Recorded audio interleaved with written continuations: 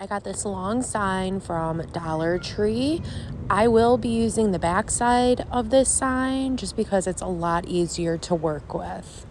So first I'll be using this Waverly chalk paint in the color Plaster. I did end up doing 2 coats. You want to just dry the first coat before going on to the second coat and then just allowing everything to completely dry. Once that is completely dry, now I'm going to be showing you how to do a buffalo check technique. So you want to start off with a lighter color first. So I did mix some of this darker gray chalk paint with the Plaster chalk paint until again it was a lighter gray color. And now I'm placing some blue painter's tape down. So first I'm going vertically. I placed one piece of painter's tape in the center that's going to be my spacer, and then placing 2 more pieces right next to it, and then just peeling off that spacer piece. And then you want to just begin applying that light gray chalk paint. And then I just peel off the blue painter's tape before it dries. Once that's peeled off, then you want to allow the paint to completely dry. And now I'm going to start applying blue painter's tape going horizontally. Again, you want to start in the center. I start off with that spacer piece, applying 2 other pieces on the top and the bottom of the spacer piece. And then you just want to continue doing that until the surface is completely filled up. I just go over it one more time with my hands to make sure that all the blue painter's tape is nice and smoothed down. And then I just start using that same light gray chalk paint mixture. And I just fill up those spots that do not have any of the blue painter's tape. Now for this step, you do not want to peel off that blue painter's tape. You want to allow the chalk paint to completely dry, and then we're going over it again where we had originally put the first 2 strips of the blue painter's tape down.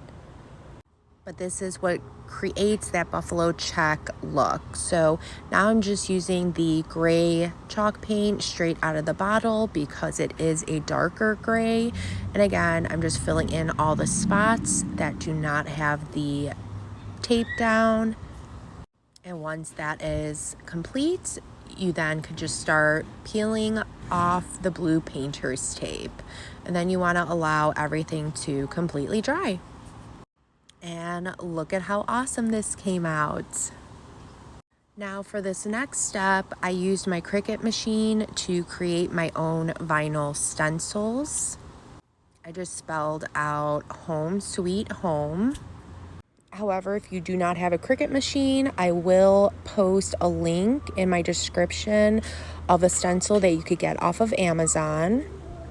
So I'm just applying the vinyl onto the surface. I'm making sure that I'm using some more blue painter's tape surrounding it just so I don't get outside of the vinyl. And I'm using some Waverly chalk paint in the color Ink. And I am using a makeup sponge. You could get a package of these at Dollar Tree. And I'm just putting a very small amount of the chalk paint on my makeup sponge. You want to dab off any excess. You want to make sure you do have a very thin amount because you could always add on more. However, you can't take any excess off. So just make sure that you have a very thin coat on your sponge and it will come out perfect. And this is what it looks like once all the letters are put on. How adorable! I then got this mini wooden crate from Dollar Tree. And again, I'm just using that Waverly chalk paint in the color Ink. I'm just going all around the sides. And I even painted a little bit of the inside of this box as well. You then just want to allow it to completely dry.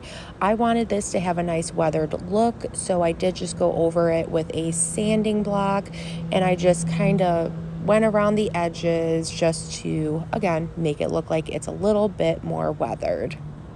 I then am using this adhesive glue. It's a great substitute for E6000. You could get this from Dollar Tree. I put that on the back of the box with a mixture of hot glue, and I just placed it at the bottom of this sign. I then just had this floral foam. I cut it down to size and put it inside of that wooden box. And then I got the sunflowers from Walmart, but you could also get them from Dollar Tree. I just cut them down to size and then just started filling that wooden box right up. And how stinking cute did this come out? I hope this inspires you to create your own. If it did, please be sure to sprinkle the love. Thank you so much, and I hope y'all have a good rest of your day. Thanks. Bye.